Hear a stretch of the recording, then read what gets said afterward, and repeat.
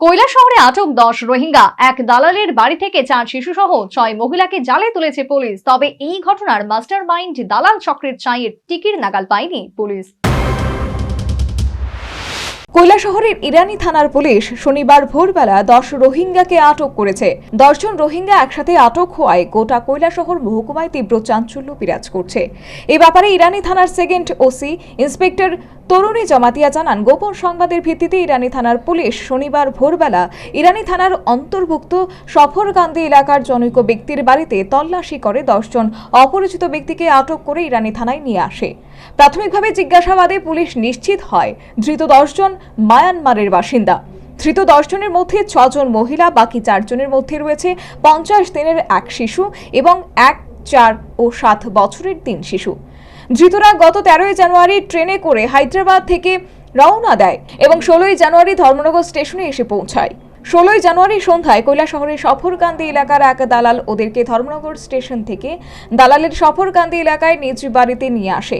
ধৃত 10 জন বাংলাদেশ যাওয়ার জন্য ভারত বাংলাদেশের আন্তর্জাতিক সীমান্তের পার্শ্ববর্তী এলাকা সফরকান্দি এলাকায় 2 দিন ধরে দালালের বাড়িতে অবস্থান করছিল। অবশেষে পুলিশ শনিবার দুপুরে ধৃত 10 জনকেই কৈলাসহর আদালতে প্রেরণ করেছে। আমরা এর কাছে সিক্রেট সোর্সে খবর এসেছে যে এই 6 জন বাংলাদেশি বা রোহিঙ্গা তারা বলে বাংলাদেশ যাওয়ার উদ্দেশ্যে এই হায়দ্রাবাদ ট্রেনে থেকে তারা আইয়াছিলেন। এই 13 তারিখ থেকে বোধহয় তারা হায়দ্রাবাদ থেকে রওনা দিয়েছে, আর 15 তারিখ থেকে বোধহয় এখানে আয়া বা 15-16 তারিখ তারা আয়া বা একজনের বাড়িতে আসে কইয়া আমরা খবর পাইছি। তো অ্যাকর্ডিংলি আমার অফিসার গেছে, গিয়াছাড়া পাওয়া গেছে 6 জন মহিলা, সঙ্গে বাচ্চা আছে 4 জন মাইনর বাচ্চা। তো আমরা ডিটেইন করে থানাতে লয়ে আনছি। এরপরে তার বিরুদ্ধে আমরা স্পেসিফিক কেস রেজিস্টার করা হয়েছে। কেস নাম্বারটা হয়েছে 2025-03 ইরানি পিএস কেস নাম্বার। কোন সেকশন হয়েছে 249 BNS and 3 of passport act. Police Safarkandi এলাকায় গিয়ে যে বাড়ি থেকে 10 জন রোহিঙ্গাকে আটক করেছে সেই বাড়ির মালিক তথা দালালকে আটক করতে পারেননি পুলিশ। পুলিশকে দেখে দালাল পালিয়ে যায় বলেও জানায় পুলিশ। ইরানি থানার পুলিশ সফরকান্দি এলাকার দালালকে গ্রেফতার করার জন্য হন্যে হয়ে খুঁজছে। তবে ইরানি থানা সূত্রে এও জানা যায় ধৃত রোহিঙ্গাদের সাথে বেশ কয়েকজন প্রাপ্তবয়স্ক পুরুষ রোহিঙ্গারাও ছিল। ওরা সবাই একসাথে হায়দ্রাবাদ থেকে এসেছিল।